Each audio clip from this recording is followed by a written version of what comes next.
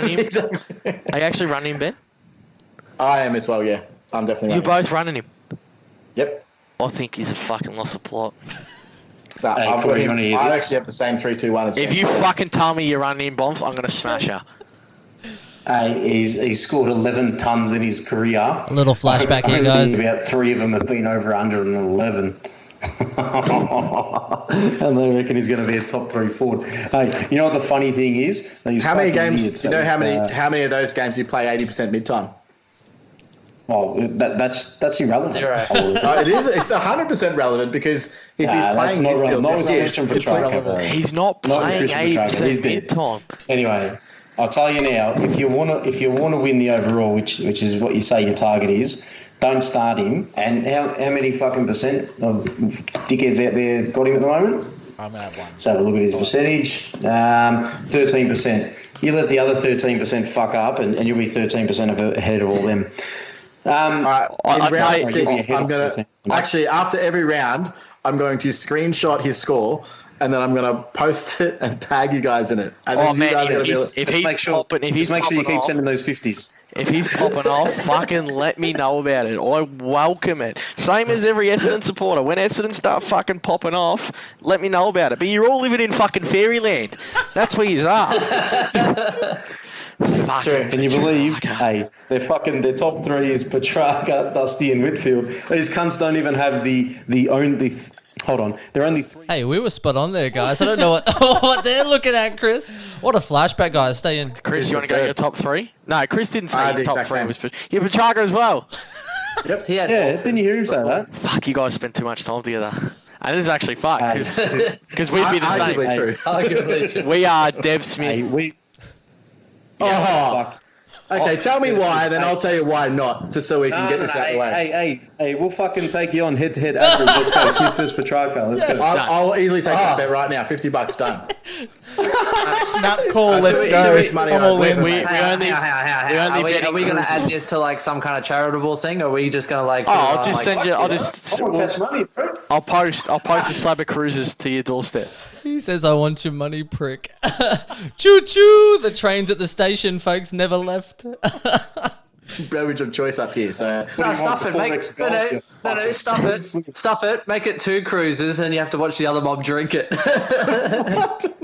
2 kinds of cruises. You have to sit there. Yeah, but that wraps us up for there. What a flashback that was, Chris. That was a little bit of fun. Yes, Takes me back to that beautiful bottle of scotch that I devoured. Oh, it was amazing. Look, thank you very much for the little sidetrack introduction, everyone. We just wanted to go back 12 months and have a look at the reasons why Devon Smith... Shout out to Corey and Bumps as well for being good sports. Shout out. Yes, they did pay up, and we did drink up, Chris. We did. We had a very good time. It was delicious. Hey. Delicious. Oh, it's delicious, isn't it? Oh, it was delicious.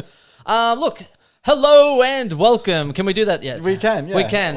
My name is Ben. And I'm Chris. And we are Supercoach Insider. You can find us on all the socials. It is SC Insider 100. We are everywhere. I'm not going to go through them, but SoundCloud, Spotify, all the other audio platforms. And, of course, never forget the YouTube, Chris. Yeah, you finally got it right. We did. Just search for a Supercoach Insider on YouTube. It is banging off. Let's go. It is. And then today we are looking at Melbourne Demons, also known as the Petrarca Special. The number 1 pick, the number 1 forward, the 4th highest overall scores of the year. So Absolutely smashed it. I think it was 4th. Killed it. Absolutely killed it. Now, Yeah, Chris, it did. let's just kick straight off and in, and let's go into these rookies, shall we? Yeah, mate. There's a couple of really nice ones in there. Before we jump into that, I just want to say that they've had a bit of a list change. They have got rid of some guys. So, of course, Harley Bennell retired. Kyle Dunkley was delisted. Mitch Hannon went to the Bulldogs. Cade Koladajny retired. Oscar McDonald was delisted, which is, I mean, he's a bit of a spud, but they probably need him for depth, to be honest. Braden Pruce obviously went to the Giants. Corey Wagner was delisted, and his brother Josh Wagner was also delisted. So they've had a bit of a list change over the offseason. It will mean that there are some rookies that will be relevant. So that's a good thing. The first one, Jake Bowie. I'm not sure which way that's pronounced. He's 117k forward mid. Look, a lot of people said that if Jake was 10 centimeters taller, he would have been a top 10 selection. But unfortunately, he's not. He's 175 centimeters tall, which means he probably needs some meatloaf. Hashtag blessed. Failed You ruined Christmas. Chris, this is why you don't get to press the buttons. What's so I don't get to stuff it up? Look, his explosive speed and agility coupled with accurate skills, he's the complete package. Played predominantly as a forward in 2019, was earmarked for midfield time before COVID hit, of course. But yeah, every chance to have an early AFL opportunity. I picture him as sort of a guy like, very much like Caleb Daniel in terms of his skill level, but he would probably be better suited to either start out of a pocket, but I think long term he might actually get on ball rotations. So we'll have to see how that one tracks out. But I really like him. I don't think he's going to be one to start because I just don't see there a list spot available early for them. But definitely one to keep an eye on because he's super talented. The only thing up against him is his height, and he was still taken at pick 21. I'm moving on to Bailey Laurie at pick 22. So the very next pick, another 117K, but he's a defender forward, so a little bit of flexibility here.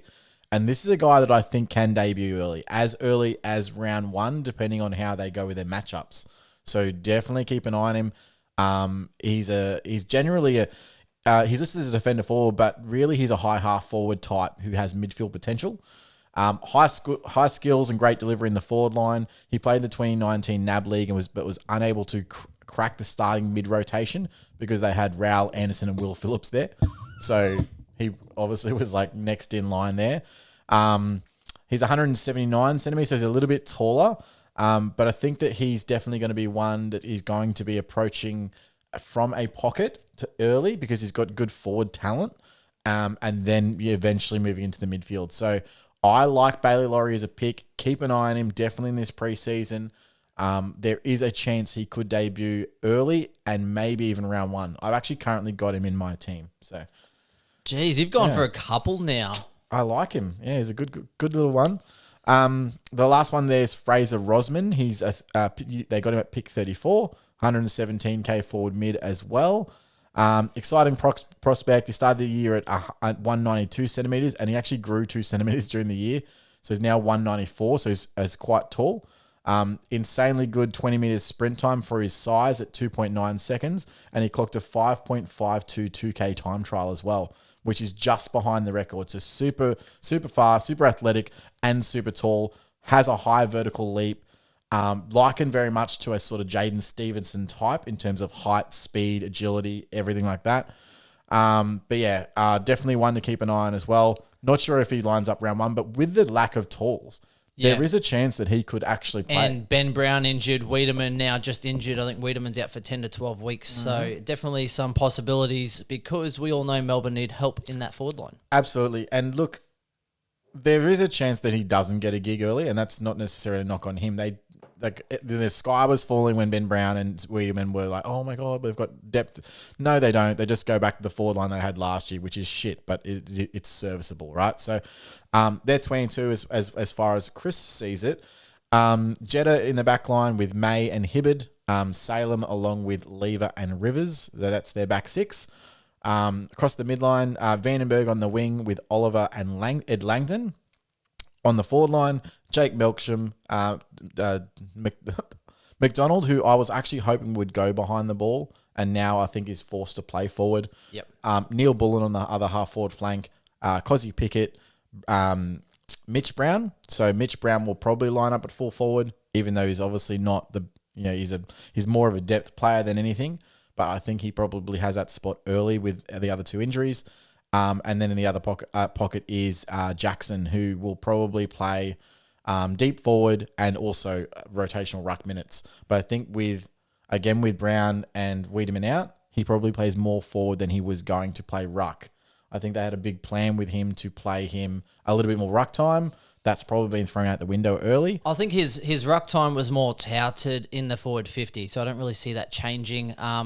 Once the ball goes into the forward 50, Jackson will be rucking from what I've heard, and then Gawn will be one kick behind the ball, which he has done. Kind of what he did last year anyway. Basically, except now they actually and have... cleans up those intercept points. Yep. And except now they have someone who can actually ruck in that forward 50. So I think it'll be a good opportunity for Jackson to... T-Mac is a great ruck. What are you talking about? But now, don't forget, you're relying on that ball staying in Melbourne's forward 50 because it's notorious for leaking like a sieve. It's true. Now, obviously, we've got Gawn in the ruck with Petraka and Viney also on the ball. Unfortunately, Angus Brayshaw is injured, probably won't play early, so I haven't included him in this list. But he's been touted to be moved out of the midfield anyway, and he's probably going to be forward wing or maybe even half back, but I'm not really sure you could put someone with that good of foot skills at half back. I think they spoke to West Coast saying, where do you want him? When do you want him more like it? Yeah, well, where and then when. Yeah. And on the interchange bench, Harms, who's now definitely been moved to the midfield group, which is good. Nathan Jones, who's still playing somehow. Tomlinson, which is a good person to have off the bench because he can play forward and back and wing. And I've got Bailey Fritsch as well there. So I do see that there is, someone like Fritsch, there's every chance that Bailey Laurie comes in there round one if he impresses early. Neil Bullen's been serviceable, but he's not really a top-end player. They probably need someone forward to centre other than Cozzy Pickett that's a small pressure forward. So I do think that there is a chance there, however small it might be.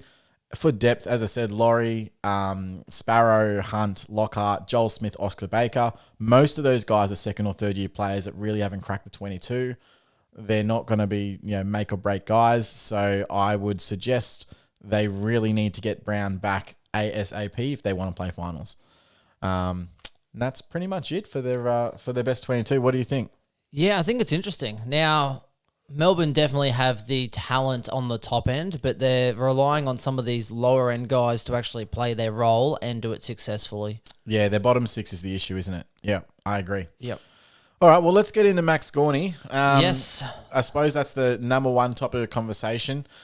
Do you start Max Gawn or do you not start Max Gawn? Now, so I'm a little bit torn on this. Now, if I was choosing to go mid-pricer, I would be going with Grundy and the mid-pricer, just based on a price point. If I'm already going for a mid-pricer like a Bruce. Is this because essentially, we've seen it before. 2 of the last 3 years, or 2 of the last normal years, you've seen Grundy go head-to-head with Max Gawn in terms of points. Yep, and he's 100,000 cheaper. So I'm like, if I'm already making a choice to go a mid-pricer, I am then banking on that mid-pricer to improve and Max Gawn to drop and then making that switch. That would be what I would be banking on now. Only problem is that last year I said, you need to get on Max Gawn because he has an easy run and he's going to go big. And then I refused to believe my own talk and messed up big time on that sense. Now this year he has a really easy run. This year he has a very, very easy run to start the year and he is a really good captain option. And I think we've already had a look that Grundy and Neil it's hard to kind of loophole all those players at the start of the year. So I think Max Gawn is going to be a very, very, very good captain option. And with his easy run to start the year, I'm looking at just paying that price and going set and forget and then looking at upgrading elsewhere. Yeah, Melbourne play a lot of late games early, which means you've got a really great backup captain option in Gawn. And Collingwood play a lot of early games early. So what that means is you'll likely VC Grundy. And there's options to VC Neil, but Neil has some really tough opponents early. I think first round is Sydney. He'll probably get a tag there. Second round is Collingwood. Third round is Collingwood. So then you don't have a chance to captain Neil because you have to either VC him or Grundy. And then who's your captain if your VC fails? So there is some really risky scenarios with the VC and C option where you probably want to have Gawn as that backup, but you won't be a lot of VCs early because they play a lot of late games. Yeah. So Brisbane plays Sydney, Geelong, Collingwood, the Dogs, and then it eases up a smidge with Essendon, Carlton, but then they play Port, Freo, Suns, Richmond, Giants, Melbourne, and then it eases up after that for North, etc. North and Adelaide are pretty close. Yeah. Look, one thing that we do know is that Neil loves a good early 140. I like Gawn, but I just feel safe if I've got Gawn as captain. I don't know what it is. Like Neil sometimes can just get, if they decide to play lockdown on him, it can be bad. But you can't really tag a ruckman. No, they tried banging into him a little bit, but that was about it, which Now you can't even get close to the guy on the mark. So look, let's see how that goes. Yeah, I like the fact that, I mean, Gawn goes into his matchups knowing exactly who he's playing against, and he's got a history of scoring 130, 140 against him. Whereas Neil walks into a game and he doesn't know what's going to happen, what they've got planned for him.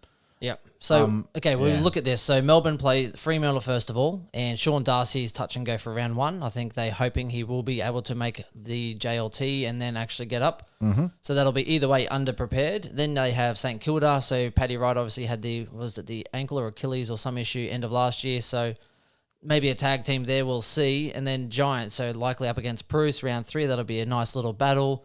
Geelong, Fort's still injured, so likely Stanley there. Then you have the Hawks. So it's McAvoy or Segler, depending on how they run. Correct. Then Richmond, so you'd be looking at Nankervis. Easy run. So another one. Goldstein, obviously, is a harder one. No, Sydney, but he always scores ridiculous against Goldie. Yeah. Goldie and Grundy, for some reason, his They scores lift. are just fucking huge. Yeah, they lift. Then Sydney, so it's probably against...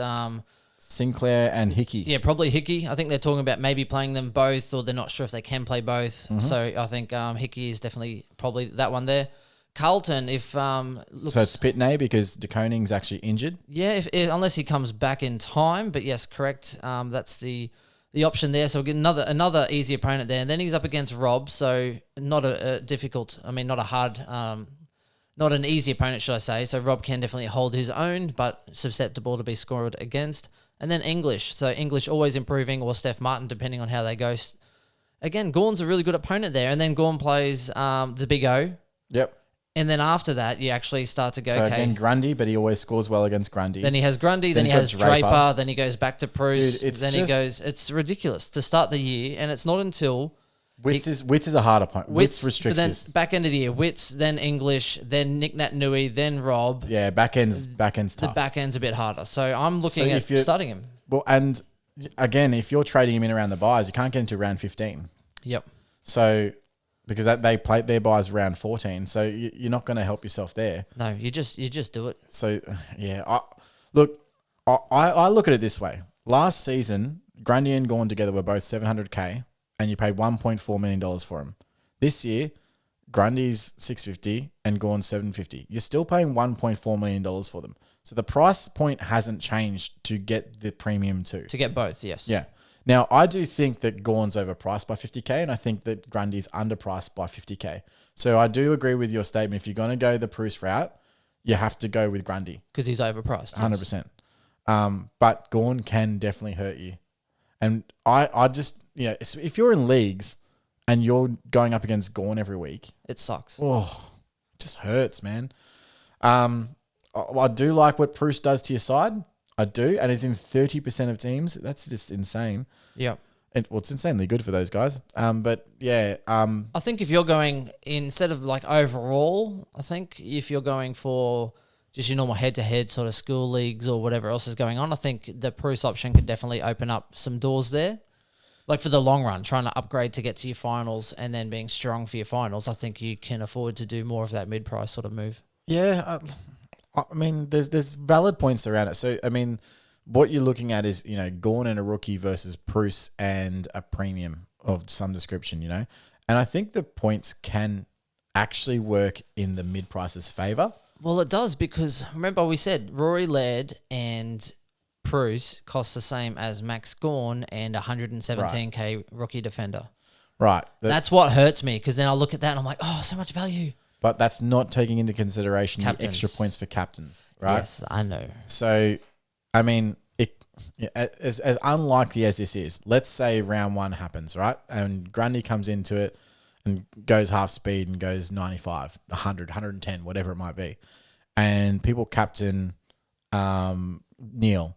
Neil gets tagged in by Sydney, first round, probably gets a run with, let's say it's Hewitt. It's probably not because Hewitt, I don't know, for whatever reason, Hewitt's been AWOL. Yeah, he's back. But let's say someone tags him and it's Hewitt and he shuts him down and he gets a 65, right?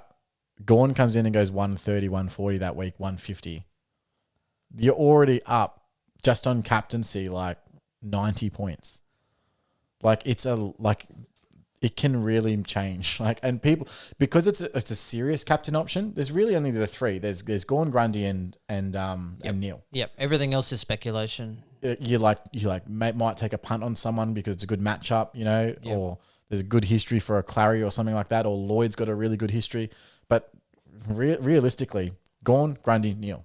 That's it. Yep. So if you don't have all three of them, and if you want to try and play a little bit, Yeah. Again, we're going back to the hurt factor we spoke about. People that have gone 150 plus a lot, and it comes down to you're looking at Grundy, Gawn, Neil, Cripps previously, except for last year, obviously. Dunkley went for a smidge. McRae went quite high as well. Dangerfield. But again, roll on McRae, roll on injury preseason, etc. on Dangerfield. Dunkley, again, roll question marks. And then you're kind of looking going, okay, well, Cripps is meant to be back on the inside. But again, you're not going to be captaining him because he could easily just drop a spud score as well. So it'd be a VC at best. And again, it comes down to those top three. They have the biggest hurt factor, the best reliable captaincy option. So I honestly do agree that you kind of have to try and run with as many as you can. Yeah, and I think the other thing that we spoke about in the GWS podcast, obviously, is that Bruce has such a hard run early. 6 of his first 10 games are against all of the hardest rucks, whereas it's the complete opposite for Gawn. So in those first 10 rounds, how many more points is it going to be? Because if people are saying 100, I think they're going to be bang wrong. I think that, optimistically, I think that Bruce can average in those first 10 rounds 90, which is really, really good for a mid-pricer at 300K. Oh, look, it's just... Bruce's run isn't actually that bad. St Kilda first, right? So not too easy, obviously. Then Fremantle, who, Darcy's probably coming off a short run.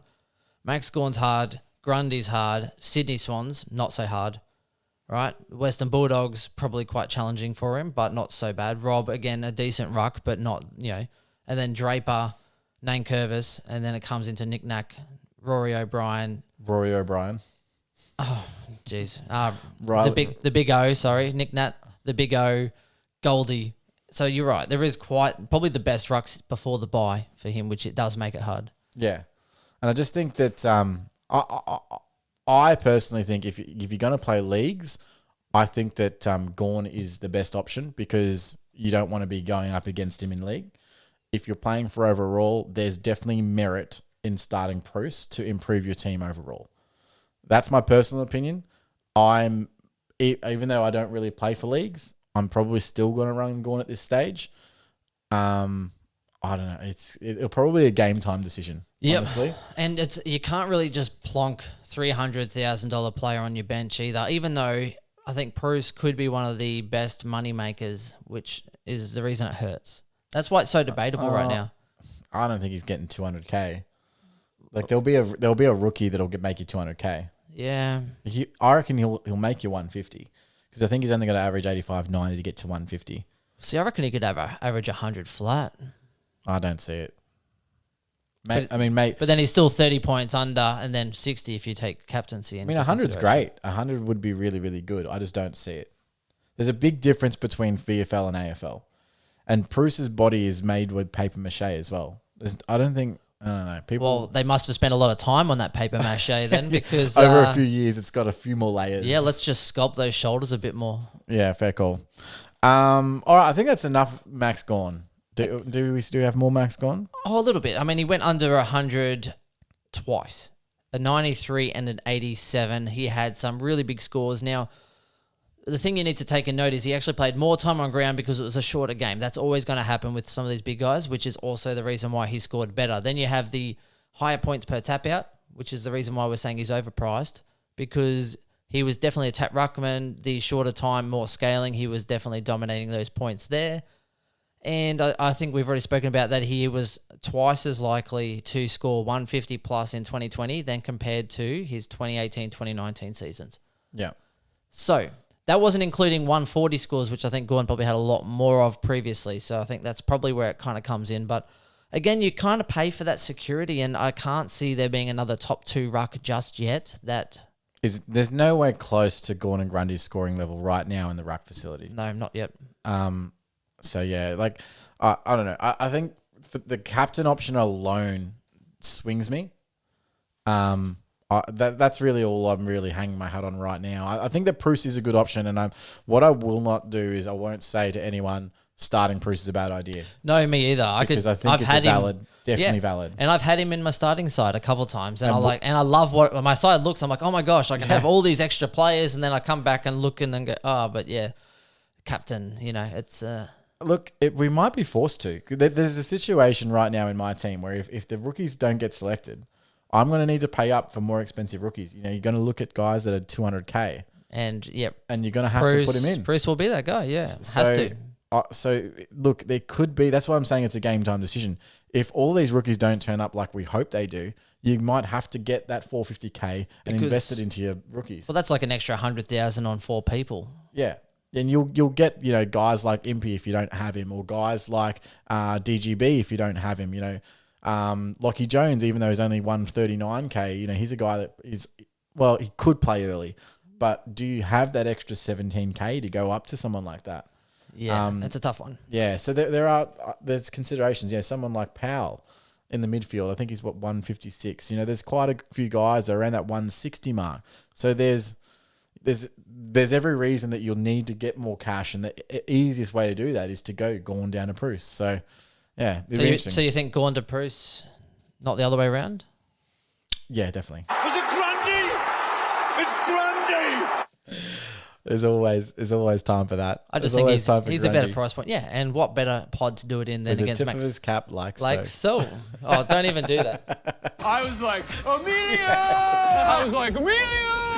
Yes. Okay. Clayton Oliver's the next one. He's 656K. Show us your Clary. Extremely reliable. He's averaged 110 sort of numbers for a few seasons now, and definitely reliable. He plays every game. This year was no real exception. So he plays every game with shoulders strapped, shoulder surgery, half a leg. He honestly just keeps on going. So when you look at this now, here's the funny thing, though. I think Clayton Oliver, he plays every game. He has the last buy round, which is why I'm looking at starting him. But he's probably more than I'd like to pay, right? But he's definitely a good option. Now, when you look at the season he just had, there were 2 big scores that really, really inflated his average. And he does this every single season. Every single season he has these huge games that completely inflate his scores. Yeah, and you want to be... the rest of them pretty consistent. And you want to be on. Yeah, and that's the thing. He's definitely consistent. Now, those 2 scores where he played... Against Brisbane, he went a 177, and then against Adelaide. So this is when I actually brought him in against Brisbane that year, and he went massive. And I was like, I was just trying to get in early because I don't think I could afford him by the time he hit Adelaide. Mm-hmm. And then Adelaide, he went 205, which is absolutely massive. So what you're saying is he plays really good against the shit teams like Adelaide and Brisbane. Yeah, there you go. You're welcome for that one. I needed to do... Yeah, my boy. 6 guns. The shooter. Oh, yeah, I'll take that. Yeah. The shooter. I eat pieces of shit like that for breakfast. You eat pieces of shit for breakfast? No. Clayton Oliver, really reliable. So when you look at his scores, he absolutely smashed the back end of the year. So when you're looking at the last sort of 2, 4, 6, that's sort of 10 rounds, he averaged about 126.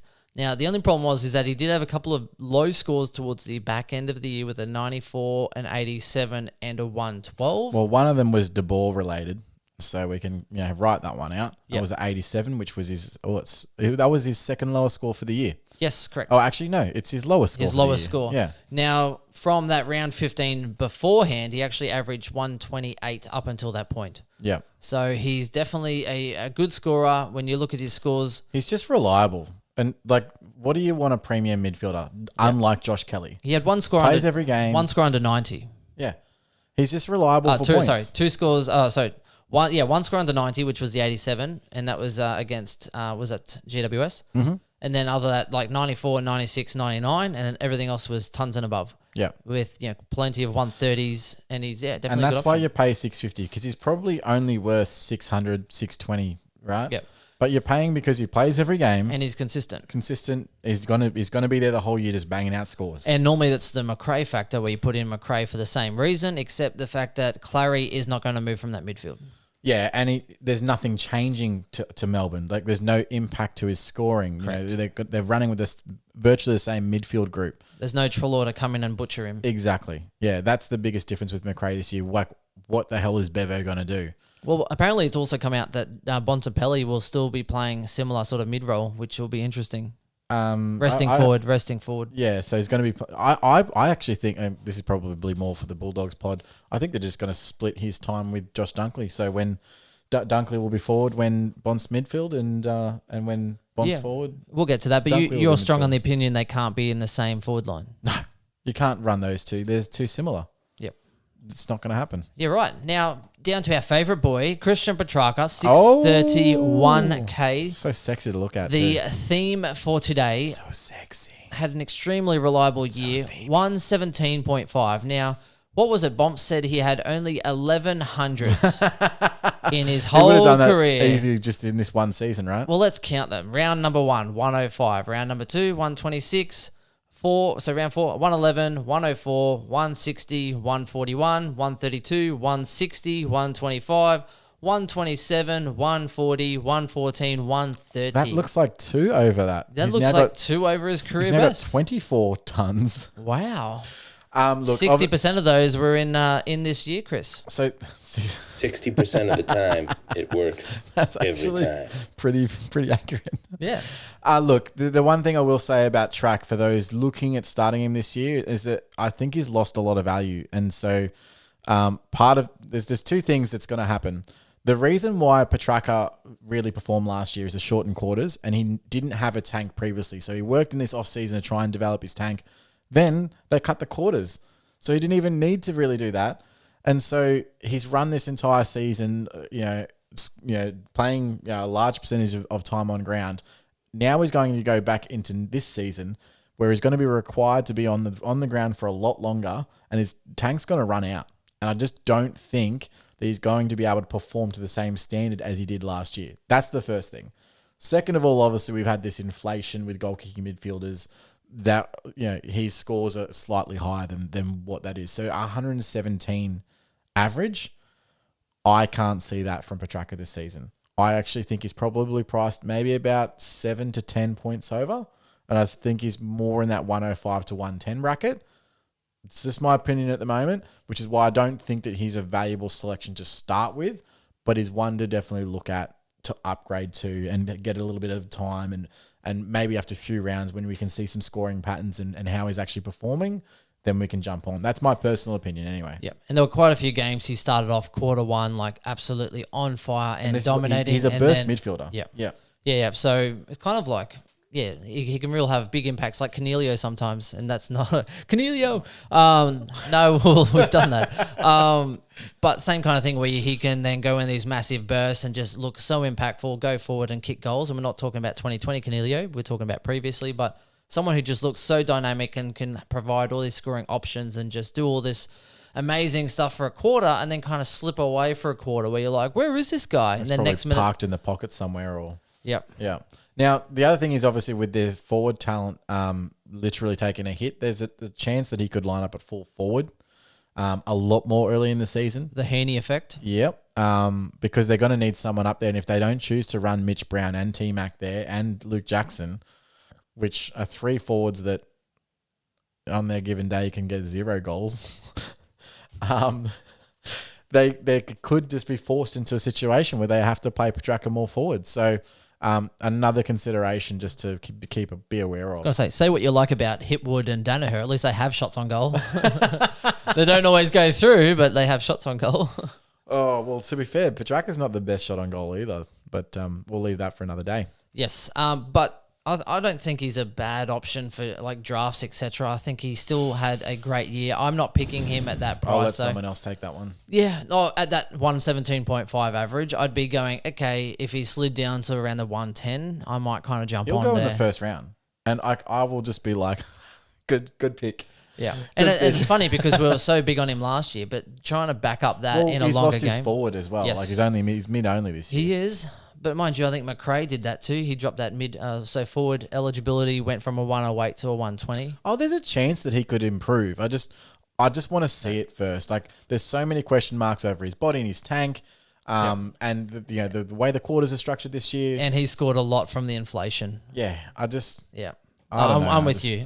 If you went down to a 110, like in draft leagues, if he slipped and I'm looking around that 110 sort of mark, I might punt. pick him. Yeah, pick him up then. I'd take for a sure. punt. Yeah, but for sure. I'm not picking him up at a 117. No way. I'd kind of go 10 points under. Yeah, Ideally, under like below your well, Trelaws that's where and I stuff. think Maybe. he's at. Yeah. And against a Trelaw, you'd be like, well, I've got to risk both ways. Correct. So is it worth the risk to go Petraka versus Trelaw? You could make that argument. So yeah, I do agree.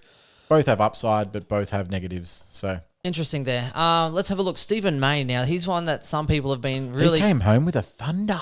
He did. He definitely did. And one that's definitely paid dividends. And he's one I've kind of been big on for a while because he has the potential. And many times he gets injured, yet he averages like 88 as a true average. And he's someone that I've wanted to pick up or I have picked up in draft leagues quite a few times and has been very serviceable.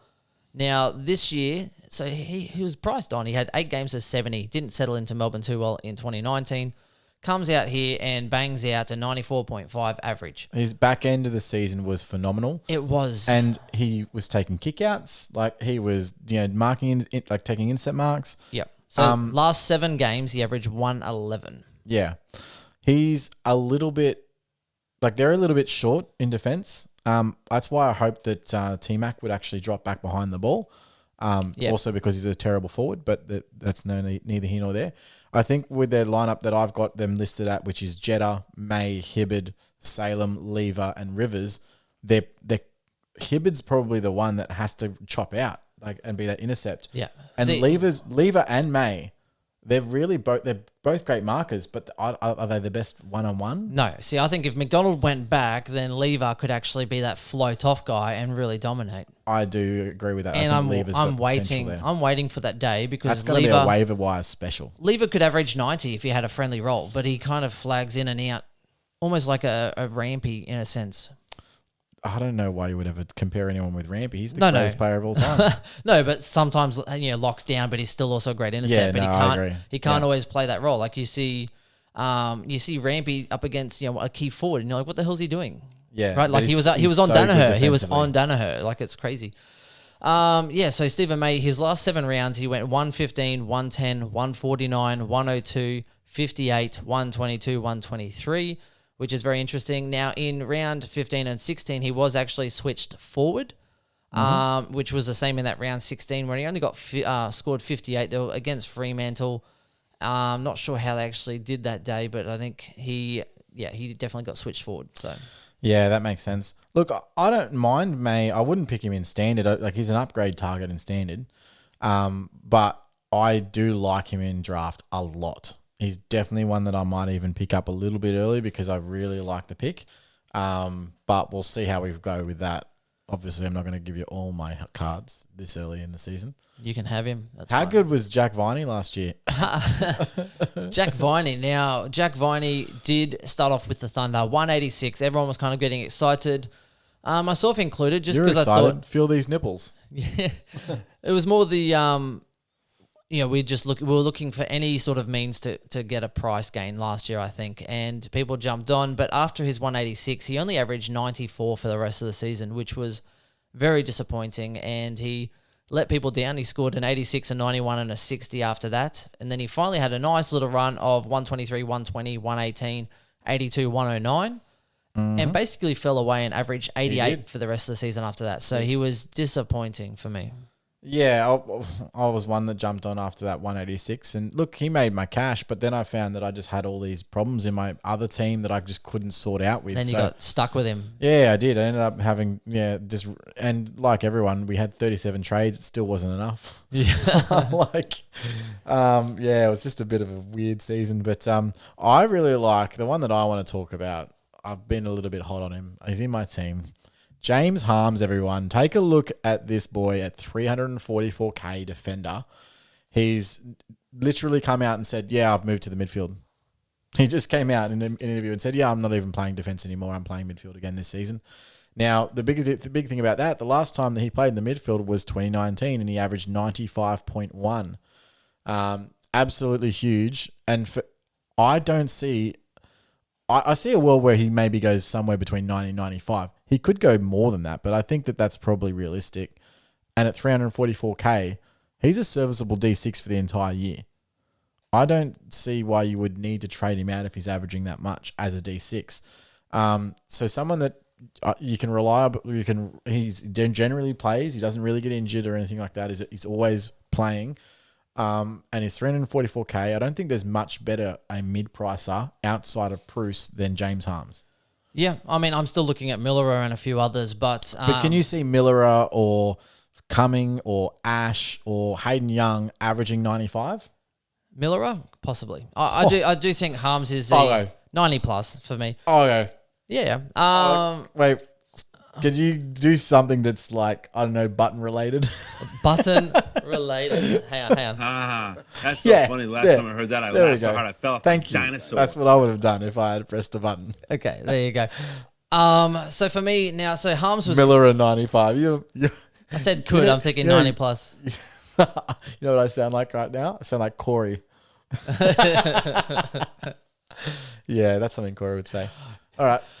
Okay, so Harms had 700s in 2019. He also had 1, 2, 3, 4, 5, 6, 7 90s. Yeah, super consistent. 7 90s, 7 100s, and that was in 2019. So let's have a look at a couple of these scores here.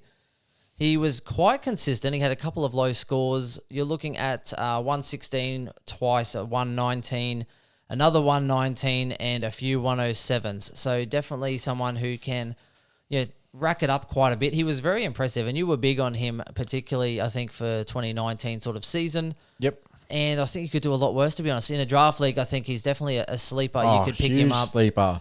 Well, what did he average in 2020? He was averaged 64.2. I'm picking him. Oh, dude, I'm going to get this at value, and because I'm picking after you. I'm going to make sure that I pick before, like make sure he's off the table before you. You can try. I'm picking him up. I don't know what I don't know. Like you could probably pick him up like 85, and you still get value. Yeah, I was going to say 85 is a good spot. You could go anywhere from 85 to 88, and I think you are definitely going to be making money. I think Harms is going to go 90 plus if he is playing, and like he says he should be playing a midfield role. I love the pick. Same. And especially with Brayshaw out, I mean he's going to get even more mid time. But I do think he's definitely part of that mid rotation, and will get huge minutes. So go for it. I think he brings something to that table as well.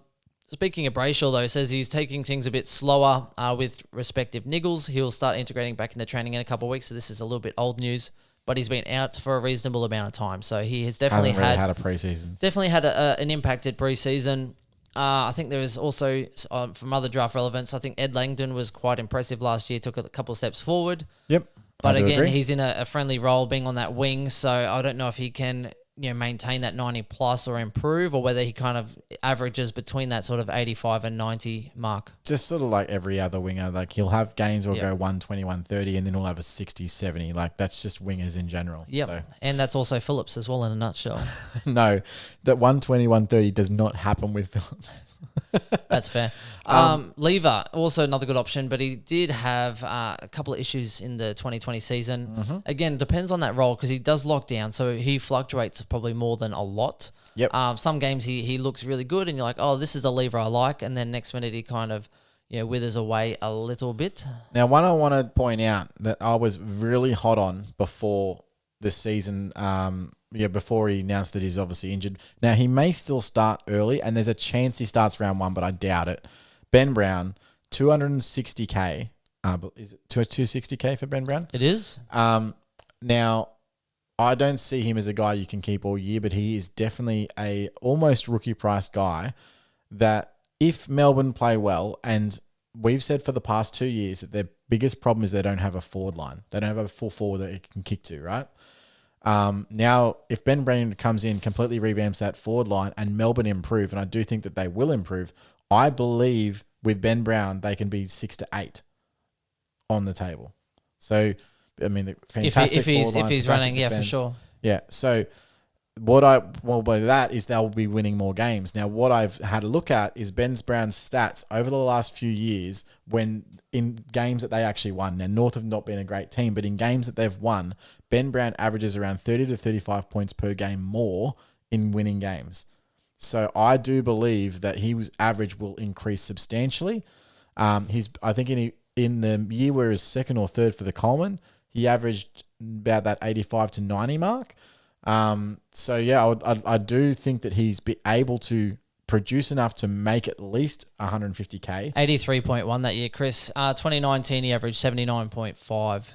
Interestingly, so around that 80 mark, really. In wins though that year, he averaged 95. Oh, yep. Yeah. So that's the biggest difference. So how many games can you win? Yeah, North Melbourne. Anything's possible. Yeah, with North Melbourne. But with Melbourne, if he can win more games, he can increase that average. Now, I think that he can make you 150k at 260k. So it's possible. If any key forward strings a couple games together, for sure. Yeah. If he does play round one, I'm skeptical because I don't think his body's going to be up to it. But I would love to be able to see a couple of games and maybe bring him in during the season sometime. Maybe it's a Danaher that's peaked in price and I can drop him back down to Ben Brown, get a couple of games out of him and then ditch him and go to the next one. Yeah, okay. Fair enough. I don't mind it. For me, I'm going Zeeble and Danaher over him, but I can understand the appeal for that. I definitely am going that way too right now, but yeah, there's an option there. I'm just keeping it open a little bit. I don't mind the Ben Brown pick. And I think that kind of wraps us up, really. I mean, poor thing, Marty Hall, obviously injured, so he's out for the year. And Salem's probably the only other draft-relevant player. He averaged 87.3. Could be some meat on the bone. He averaged 90.5 the year before that. So, back into a longer format, and he could provide that run and dash that they might need through that sort of back line as well. So I don't mind people looking at him. Definitely avoid Hibberd at all costs. I don't hate Hibberd if their forward line's still depleted because I think that he'll get a little bit more chop out, a little bit more intercept possessions, and he'll be used a lot more coming out of defence. But yeah, question marks. Hibberd hasn't done anything since Essendon have done anything. Well, he had that one really good year for Melbourne. And then he just dropped off. He had the great year and then dropped off. So, look, that wraps us up, and thank you very much. And it is Melbourne, definitely a highly spoken about team. And look, they have a lot of options and a lot of Supercoach relevance this year. I really hope that we didn't just pose more questions instead of just getting some answers. These are the things that you have to weigh up. So we're not saying that we're correct. We're just saying we're more correct than SC Elites. What we are saying. Well done. What is going on? So just to recap the top three premiums, we're going a even money on Max Gawn. Yes. Clayton Oliver is a big tick. Yes. Christian Petrarca is a big overpriced. price. Yep. All right. That's it. That's all we needed. That's it. Thank you very much. And until next time, enjoy yourselves, enjoy your teams, and do hit us on the socials. We love chatting to you guys. Cheers, guys. Alrighty. Bye.